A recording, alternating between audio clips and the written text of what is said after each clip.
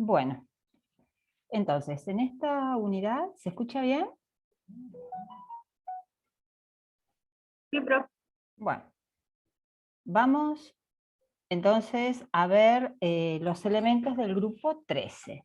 Grupo 13 formado por boro, aluminio, galio, indio y talio. Dentro de estos elementos, boro y aluminio son los elementos más destacados. Vamos a ver, y sobre ellos principalmente vamos a referirnos en esta unidad. Lo que hace al boro, porque tiene una química rara, inusual, fundamentalmente sus hidruros. Y en el caso del aluminio es uno de los metales de uso más extendido y entonces por eso la química del aluminio va a ser objeto de esta unidad principalmente. Bueno, aquí podemos ver cuáles son las tendencias grupales, ¿sí? El boro exhibe un comportamiento principalmente no metálico y se clasifica como semimetal, mientras que el resto de los elementos del grupo son metales. Como es de esperar, el boro, un metaloide o semimetal, da principalmente enlaces covalentes.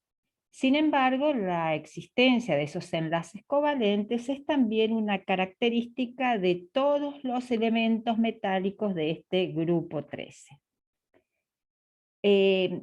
Si nosotros recorremos la tabla periódica de izquierda a derecha, los elementos del grupo 1 se caracterizan por tener un único estado de oxidación, más 1.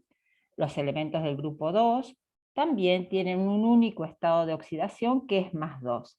En el grupo 13 vamos a encontrar por primera vez elementos que tienen más de un estado de oxidación.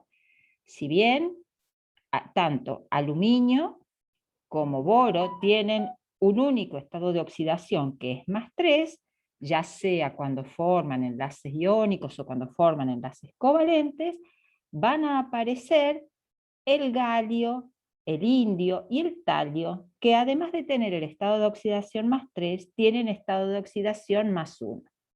En el caso del galio y del indio, predomina el estado más 3. Y en el caso del talio, el estado de oxidación más común es el más 1. Podemos ver acá la configuración electrónica. A ver, para señalar, a ver esto, ahí está. La configuración electrónica de los elementos del grupo es NS2-NP1. Bueno, vamos a ver algunas propiedades físicas de los elementos del grupo. Podemos observar que los puntos de fusión no muestran un patrón de comportamiento, si bien los puntos de ebullición muestran una tendencia decreciente a medida que descendemos por el grupo. Deberíamos tratar de explicar esta ausencia de orden en los puntos de fusión de los elementos del grupo. Y eso se debe a que los distintos elementos cristalizan en diferentes formas en el estado sólido. Por ejemplo, el boro, que es el que notablemente tiene un punto de fusión más alto, en uno de sus 4 alótropos, cristaliza en estos agrupamientos de 12 átomos que se denominan icosaedros. Cada agrupamiento entonces tiene una disposición geométrica llamada icosaedro. Por su parte, entonces, esta estructura tan compacta le da ese punto de fusión muy elevado. Por su parte, el aluminio adopta una estructura cúbica centrada en las caras.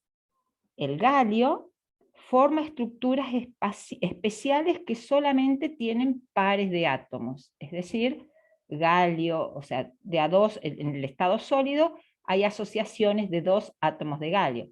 Fíjense, un punto de fusión de 30 grados, esto sería una muestra del elemento galio que en contacto con la mano funde a la temperatura corporal de 37 grados, el galio funde. Por su parte, el indio, el talio, forman cada uno otras estructuras diferentes. Por eso entonces esta irregularidad en los puntos de fusión. Sin embargo, cuando los elementos funden y se encuentran todos al estado líquido, se destruyen esas estructuras cristalinas y podemos ver en base a los puntos de ebullición cada vez más bajos que a medida que se desciende en el grupo, el punto de ebullición disminuye porque el enlace metálico se debilita. A ver, el carácter metálico aumenta, ¿sí? De arriba hacia abajo, como lo vimos cuando vimos propiedades periódicas. Sin embargo, el enlace metálico, que está dado por la atracción entre los cationes y las nubes de electrones que constituyen el enlace metálico, es cada vez más débil esa atracción. Por eso, el punto de ebullición es cada vez menor. Bueno. Vamos a comenzar con el boro. El boro es un elemento escaso en la corteza terrestre, pero afortunadamente existen varios depósitos grandes de sus sales. Estos depósitos están en lugares que alguna vez tuvieron una intensa actividad volcánica y son sales de boro. Una de ellas es el bórax, ¿sí? Cuyo nombre IUPAC sería tetraborato de sodio decahidratado. La otra sal es la kernita, tetraborato de sodio tetrahidratado. La producción total anual de compuestos de boro es de más de 3 millones de toneladas.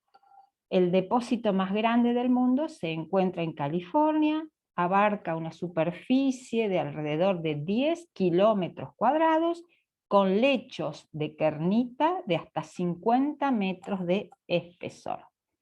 Dijimos que dentro de los compuestos del boro, los que tienen una química inusual son los boranos o hidruros de boro. Es decir, los boranos son compuestos de boro e hidrógeno y son excepcionales en términos de sus enlaces deficientes en electrones. El borano más sencillo es boro hidrógeno 3. El boro, que tiene 3 electrones en su último nivel, cada electrón se aparea con un átomo de hidrógeno, por lo tanto, el boro queda deficiente en electrones dado que no completa el octeto. Tiene 6 electrones de valencia en el boro hidrógeno 3. Es decir, constituye una excepción a la regla del octeto. No existen moléculas de boro hidrógeno 3, porque el boro hidrógeno 3 reacciona consigo mismo para formar esto, diborano. Es una molécula de estructura boro 2, hidrógeno 6. Esta reacción se puede ver como una reacción ácido-base de Lewis, en la que se dona un par electrónico enlazante, boro-hidrógeno, de cada molécula de boro-hidrógeno 3 a la otra.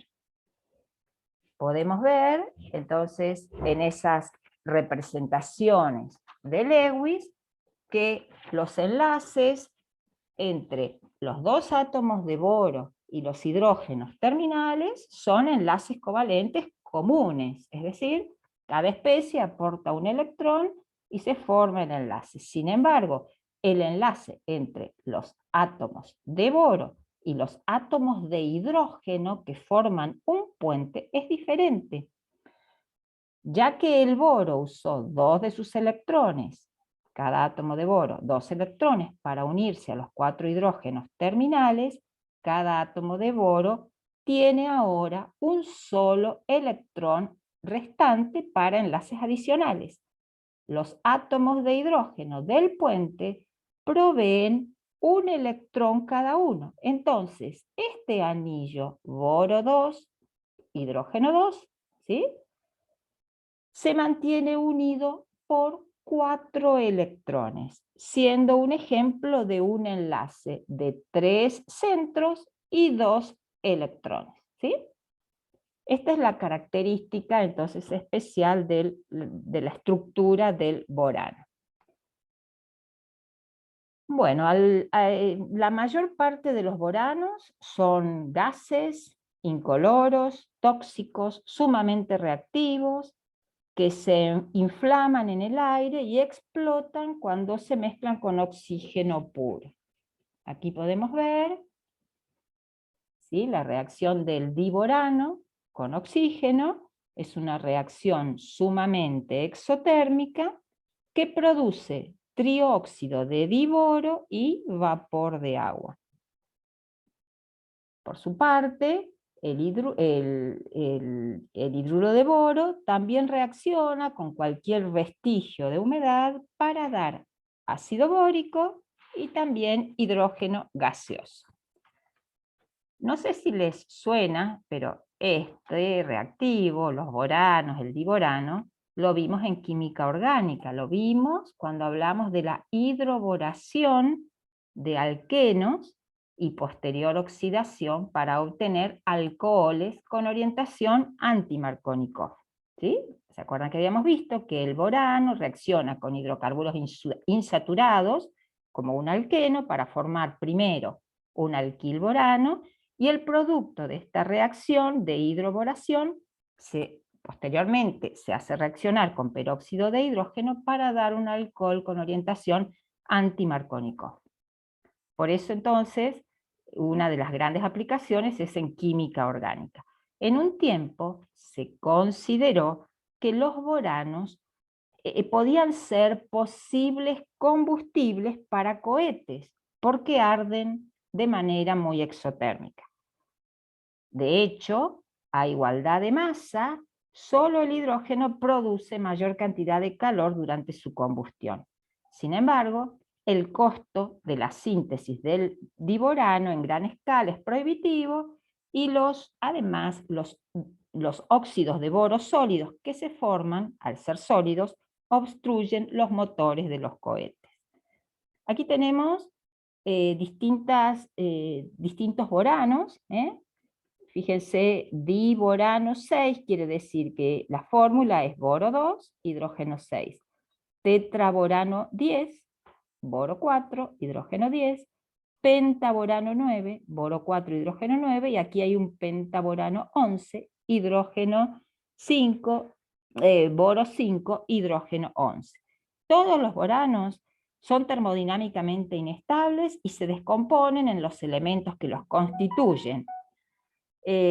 Por ejemplo, bueno, aquí vimos el pentaborano, ¿ven? Son muy reactivos. El decaborano, que sería este, boro 10, hidrógeno 14, es estable en el aire a temperatura ambiente, pero sufre una reacción muy exotérmica con oxígeno a temperaturas más altas.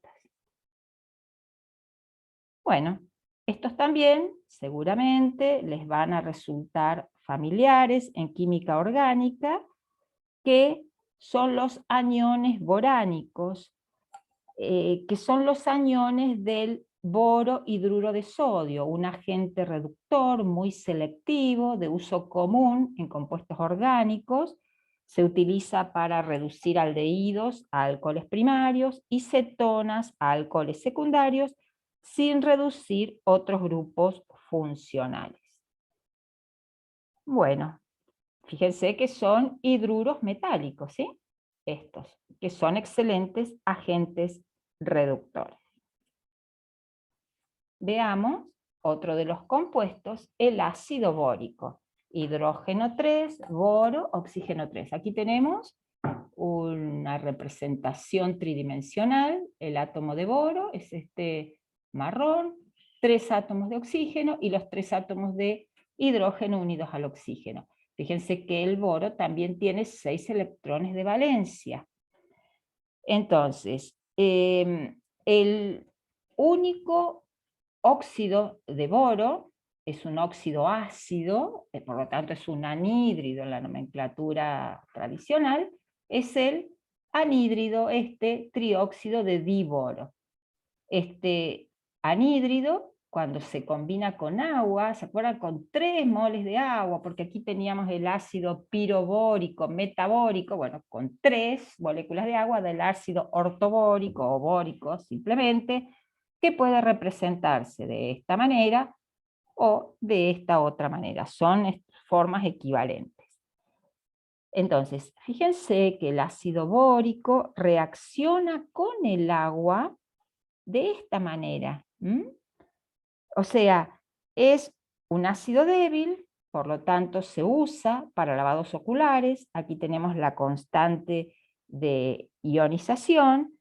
Y esta es una reacción ácido-base de Lewis. No es una reacción ácido-base de Bronsted y Lowry o de Arrhenius.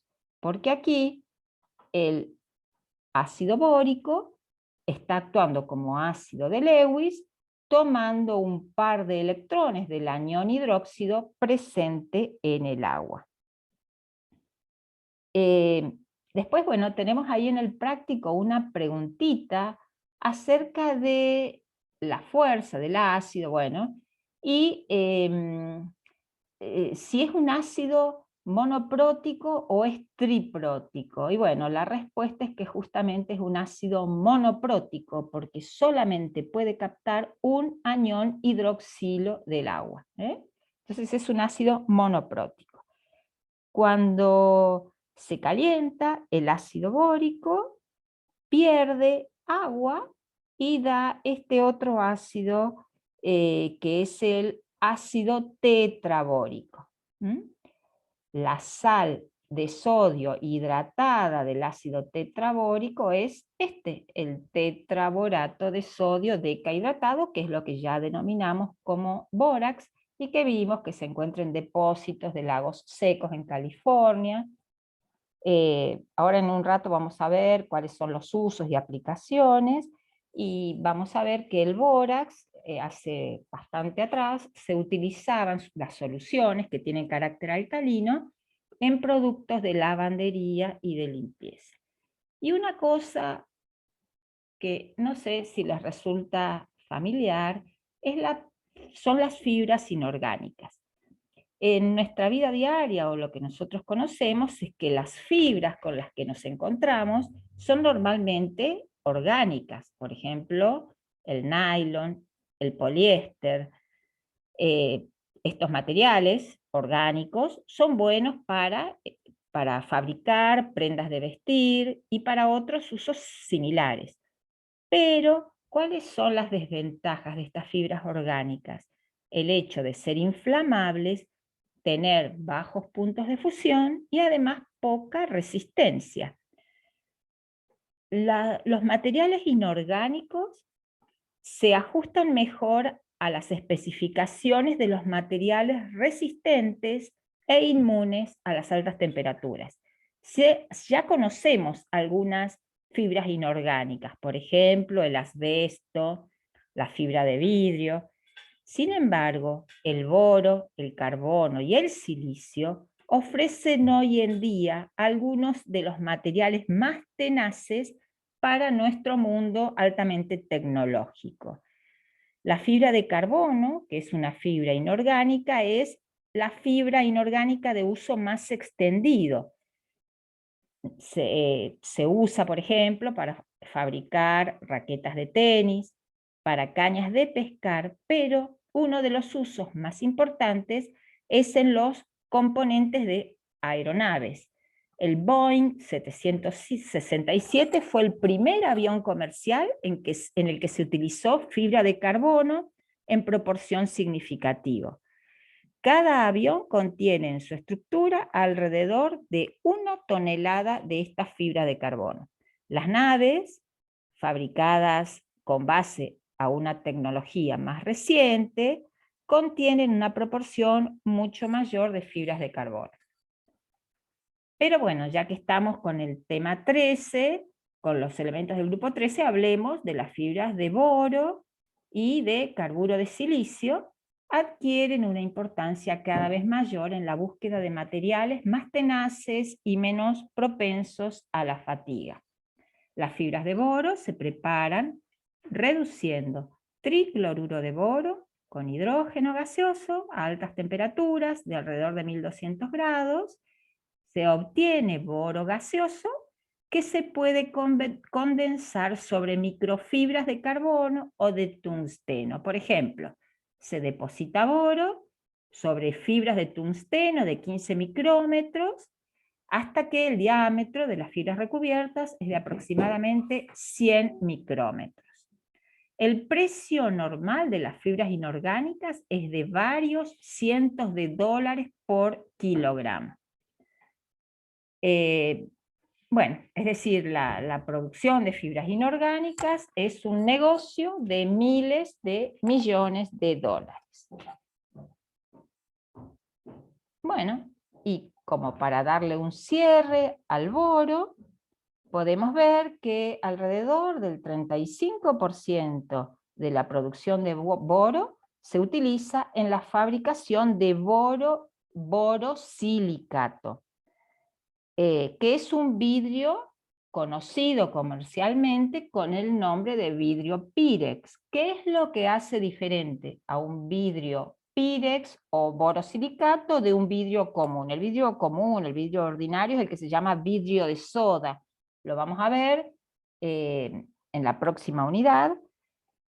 Pero, ¿qué es lo que lo hace diferente? Justamente, el vidrio Pirex puede ser calentado a altas temperaturas sin el riesgo de quebrarse, de producir fracturas, cosa que el vidrio común, el vidrio de soda, no puede, o sea, es susceptible de sufrir choques térmicos. Cuando un trozo de vidrio común se calienta fuertemente, el exterior se pone bien caliente e intenta expandirse, mientras que el interior todavía está frío porque el vidrio es mal conductor del calor.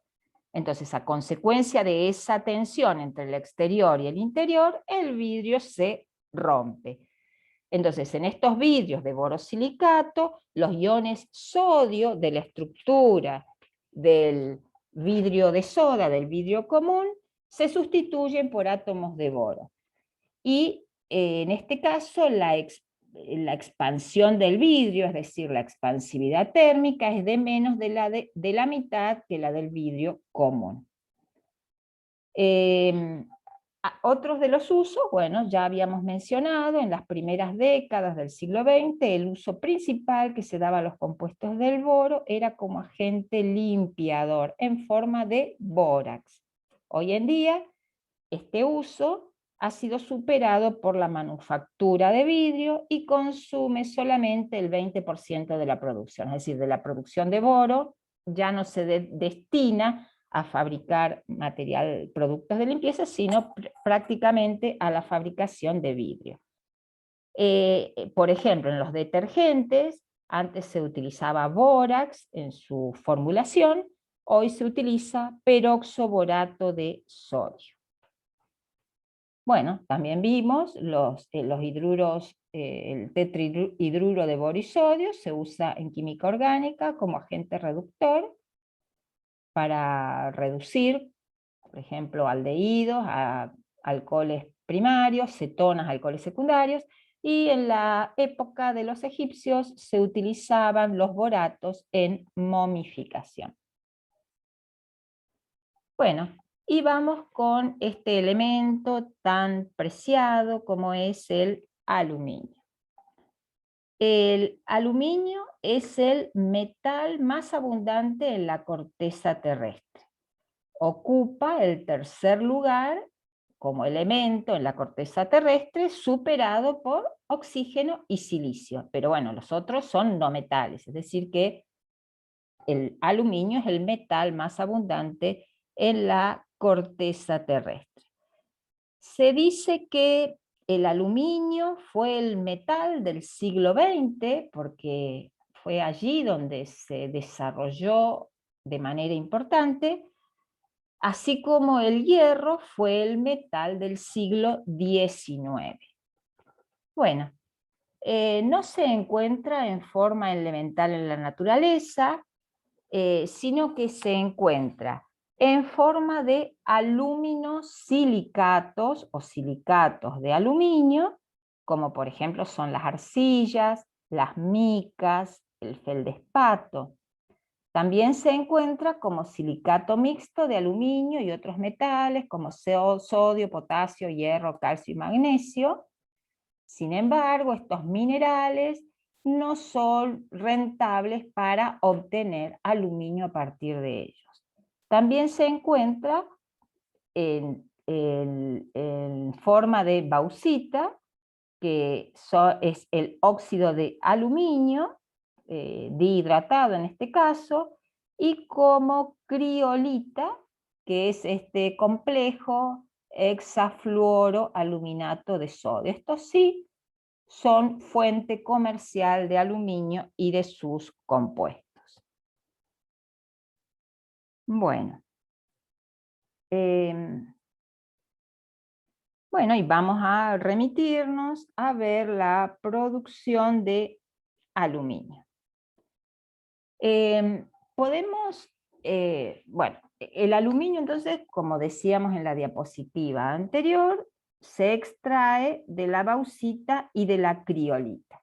Entonces, podemos decir que las etapas en la producción de aluminio son tres. En primer lugar, la extracción del mineral bauxita, extracción del terreno, ¿no es cierto? Luego se debe realizar la purificación de la bauxita, o sea, del óxido de aluminio. Eso se realiza en lo que se llama un proceso Bayer, y luego, en un tercer paso, se debe realizar la electrólisis de la bauxita para obtener el aluminio. Ese se denomina proceso Hall-Héroult y data de 1886. Bueno, entonces, ¿por qué es necesario purificar la bauxita? Las impurezas principales que están presentes en la bauxita son sílice, que es el dióxido de silicio, óxidos de hierro y óxidos de titanio. Es indispensable separar la bauxita de estas impurezas antes de recuperar el metal para someterlo a la electrólisis. El método que se emplea para purificar la bauxita se denomina proceso Bayer. Es un proceso hidrometalúrgico. Primero la mena se tritura y se muele y se digiere en una solución acuosa concentrada de hidróxido de sodio de alrededor del 30% de hidróxido de sodio en masa a altas temperaturas de entre 150 y 230 grados Celsius. También se mantiene una presión suficiente de hasta 30 atmósferas para impedir la ebullición. Entonces, el óxido de aluminio, ¿sí?, se disuelve en esta solución básica formando el complejo tetrahidroxoaluminato. Por su parte, bueno, también los óxidos de silicio se disuelven en esta solución básica. Por su parte, los óxidos de hierro y los óxidos de titanio no se disuelven en esta disolución básica y esto hace que puedan separarse por filtración. Entonces, una vez que se han solubilizado estos óxidos, se separan de estos otros por filtración. ¿Qué es lo que hace a un óxido? O sea, ¿qué es lo que hace que un óxido de hierro se comporte de manera diferente a los óxidos de aluminio? Y justamente la explicación es que los óxidos de aluminio son anfóteros, es decir, los óxidos de aluminio más 3 son anfóteros, cosa que no ocurre con los óxidos de hierro más 3. Estos materiales insolubles que se separan por filtración se eliminan en forma de un lodo rojo, que ya vamos a ver que es un material altamente contaminante por su elevada toxicidad. Entonces, la disolución de tetrahidroxoaluminato se separa por filtración de los sólidos que contienen hierro y titanio. A continuación, se reduce el pH de la disolución para precipitar el hidróxido de aluminio. Una vez filtrado, el precipitado de hidróxido de aluminio se calcina para obtener óxido de aluminio anhidro como preparativo para su electrorreducción a metal. Bueno, entonces aquí tenemos cómo es ahora una vez teniendo el óxido de aluminio puro, se somete a este proceso de electrólisis que fue descubierto por Hall y Herold. Y por eso el proceso lleva su nombre. Fíjense el punto de fusión del aluminio, del óxido de aluminio, es extremadamente elevado. ¿A qué se debe este punto de fusión tan elevado? Se debe a las cargas iónicas del óxido. Fíjense que tiene cationes, aluminio +3, y aniones óxido -2. Esto hace que tenga una energía reticular muy grande y por lo tanto un elevado punto de fusión. Para electrolizar el óxido de aluminio era necesario encontrar otro compuesto de aluminio con un punto de fusión más bajo. Hall y Herold anunciaron simultáneamente el descubrimiento de este compuesto de aluminio de menor punto de fusión, que es el mineral conocido como criolita, cuyo nombre, dijimos, es hexafluoroaluminato de sodio. El proceso electrolítico que se utiliza en escala comercial se conoce, como dice acá, proceso de Hall-Herold. ¿Cuál es la función de la criolita?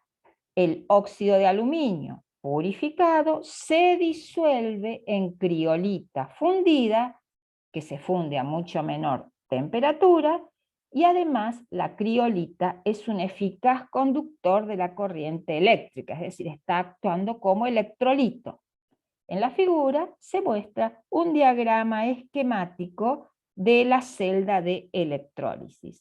Se emplean barras de grafito como ánodos, los cuales se consumen en el proceso electrolítico. Estas son las reacciones de electrodo. El ánodo, o sea, el material que constituye el ánodo, con los aniones óxido provenientes del óxido de aluminio fundido, nos dan óxidos de carbono. Puede ser monóxido de carbono, puede ser dióxido, si se oxida aún más, los cuales salen de la cuba por este escape. En el cátodo, los cationes aluminio +3, provenientes del óxido de aluminio fundido, nos dan el aluminio, el aluminio metálico. Debido a que el aluminio fundido es más denso que la mezcla de criolita y óxido de aluminio, el metal se acumula en el fondo de la celda y sale por allí. El cátodo también está constituido por carbono y el cátodo, es decir, recubre toda la celda. Bueno, allí tenemos un resumen de las cantidades de materias primas y de energía necesarias para producir 1 tonelada de aluminio metálico a partir de la bauxita por este procedimiento. Entonces, para obtener 1 tonelada de aluminio debemos alimentar la celda electrolítica con la bauxita, que si es aproximadamente, o sea, esta es la bauxita impurificada.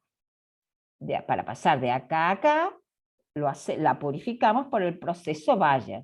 Entonces, considerando aproximadamente un porcentaje de riqueza de la bauxita de 50% en óxido de aluminio, obtendríamos más o menos 1900 kilos de óxido de aluminio.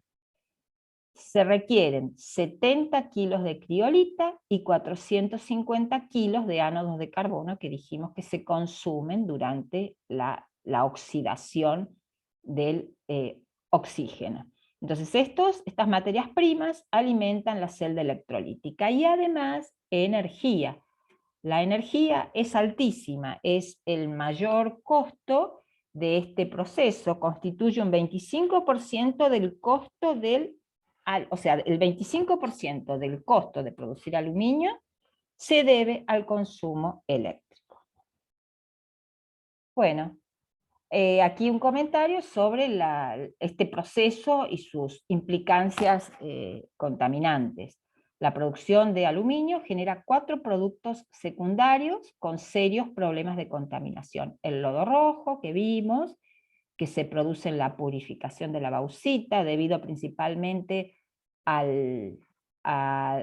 los óxidos férricos, fuertemente además básicos.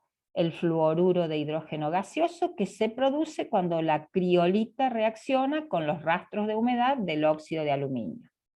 Óxidos de carbono, ya sea monóxido o dióxido, que se producen en el ánodo, y los clorocarbonos o fluorocarbonos, que se producen por reacción del flúor con el ánodo de carbono. Bueno, y aquí un poco sobre la química del aluminio. El aluminio, si bien es reactivo, no reacciona con agua como lo hacen otros metales reactivos, como los del grupo 1 y del grupo 2. El aluminio pulverizado, el polvo de aluminio, arde con flama para dar una nube de polvo de óxido de aluminio. El aluminio también arde de forma muy exotérmica con los halógenos, como el cloro, por ejemplo, mediante esta reacción. Aquí vemos que el aluminio en estas 3 reacciones es un metal anfótero, reacciona tanto con ácidos como con bases. El hidróxido de aluminio también es anfótero, reaccionando con ácidos y con bases. En solución acuosa, el ion aluminio está presente de esta manera, como ion hexaacuoaluminio, y sufre una reacción de hidrólisis ácida. Por lo tanto, las soluciones de las sales de aluminio también son ácidas. Bueno, vemos ahí la economía, estos valores son bastante actuales. Vemos que China es el primer productor de aluminio, 37 millones de toneladas anuales, y le siguen lejos India y Rusia con 3,6 millones de toneladas. Estos son datos del año pasado. Argentina, para tener una referencia, en el 2017 produjo 55.000 toneladas de extruidos, es decir, un extruido es un material que tiene una forma dada, como por ejemplo un fleje, un marco, esos son los extruidos. En México se consumen al año 277.608 toneladas de aluminio, el equivalente a 180 latas de aluminio por habitante. Las latas de refresco consumen aproximadamente 8% de la producción de aluminio, pero de ese 8%, el 75% es metal reciclado. Vamos a hablar sobre el reciclado del aluminio en un ratito, que es muy favorable desde el punto de vista energético, dado que la energía del reciclado equivale al 5% de la energía utilizada en la obtención del aluminio. Bueno, aquí algunos dibujitos de cómo se usa en medicina, como hidróxido de aluminio para curar la acidez. Tiene como virtud ser un excelente conductor, tanto del calor como de la electricidad, y tiene como características una densidad tan baja que lo hace uno de los metales más livianos que se conocen. Alrededor del 25% de la producción de aluminio metálico se utiliza en la industria de la construcción, y en menores proporciones se destina a la fabricación de aeronaves, de camiones, vagones de ferrocarril, recipientes, embalajes y líneas de energía eléctrica. Bueno, debido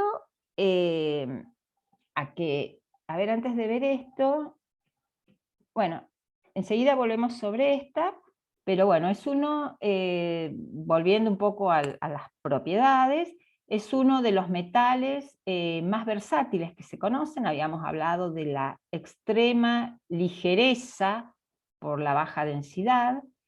Tiene una alta resistencia a la tensión, pudiendo estirarse o alargarse para formar hilos. Es maleable, pueden formar láminas muy delgadas.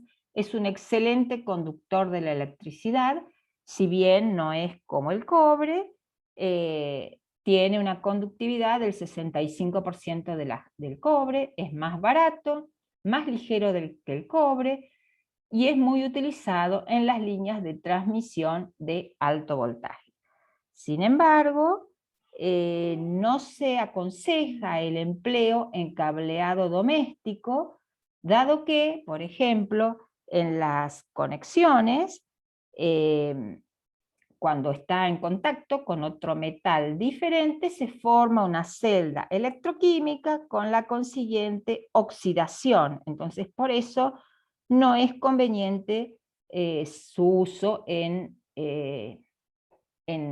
ambientes, o sea, en viviendas o en cableado doméstico. Bueno, habíamos hablado de su uso en la construcción de aeronaves, pero si bien, o sea, es débil para soportar deformaciones fuertes. ¿Cómo se mejoran sus propiedades mecánicas? Mediante aleaciones, como con pequeñas cantidades de cobre, de magnesio, de manganeso, de silicio. Bueno, estoy yendo para cualquier lado. Bueno, ahí tenemos algunos dibujitos, ¿sí? Y veamos entonces esto que quedó pendiente. Bueno, ahí acerca de los usos, ¿sí? Conductores eléctricos, fabricación de latas para empacar alimentos y bebidas, foil de aluminio para cocinar alimentos, catalizadores, estos son los famosos Friedrich Kraft, en reacciones de alquilación y acilación que vimos para el benceno en química orgánica, como sulfato de aluminio, como agente floculante en la purificación del agua, materiales para cocinar, cerámicas. Pero bueno, vamos a la diapositiva, esta que nos quedó aquí pendiente. Bueno, sabemos que el aluminio, en base a su potencial de reducción, si buscan en las tablas de potenciales de reducción, tiene un potencial de reducción muy negativo, un E0 de menos 1,67 volt. Eso hace esperar que el aluminio sea muy reactivo, y eso es en efecto así. Pero, ¿por qué se puede usar el aluminio como metal común en vez de quedar como el sodio, también tan reactivo, confinado en un frasco en el laboratorio de química? Porque es posible utilizar aluminio de manera habitual. La respuesta nos la da su reacción con el oxígeno gaseoso. Cualquier superficie de aluminio expuesta al aire reacciona rápidamente con el oxígeno para formar óxidos de aluminio. En estas condiciones, la capa de óxido, que es impermeable y que tiene un espesor de entre 10 a la menos 4 y 10 a la menos 6 milímetros, protege las capas de átomos de aluminio cubiertas por ese óxido. ¿Esto por qué? Porque el ion oxígeno, óxido, ¿sí?, tiene un radio de 124 picómetros, muy similar al radio metálico del aluminio, de 143 picómetros. En consecuencia, el empaque superficial prácticamente no cambia, porque los pequeños iones aluminio, ahí tenemos el radio de 68 picómetros, se acomodan o encajan en los intersticios de la estructura del óxido superficial. Se dice que los productos de aluminio se anodizan con el propósito de aumentar su resistencia a la corrosión. En otras palabras, el producto de aluminio funciona como el ánodo de una celda electroquímica y se deposita más óxido de aluminio en forma de producto electroquímico sobre las capas formadas de manera natural. Bueno, entonces ahí tenemos el por qué, si bien es muy reactivo, su uso está tan extendido. Bueno, creo que queda algo sobre, esto lo vimos, acá, lo que se denomina aluminotermia o reacción de la termita. La gran afinidad del aluminio por el oxígeno se manifiesta en forma clara en la reacción del polvo de aluminio con una gran variedad de óxidos metálicos, en particular óxidos de los metales de transición para producir el metal correspondiente. Esta reacción es muy exotérmica, se alcanzan temperaturas cercanas a los 3000 grados y por eso esta reacción se utiliza en la soldadura de acero y la de hierro y recibe el nombre de reacción de la termita. Bueno, no sé si hay alguna pregunta.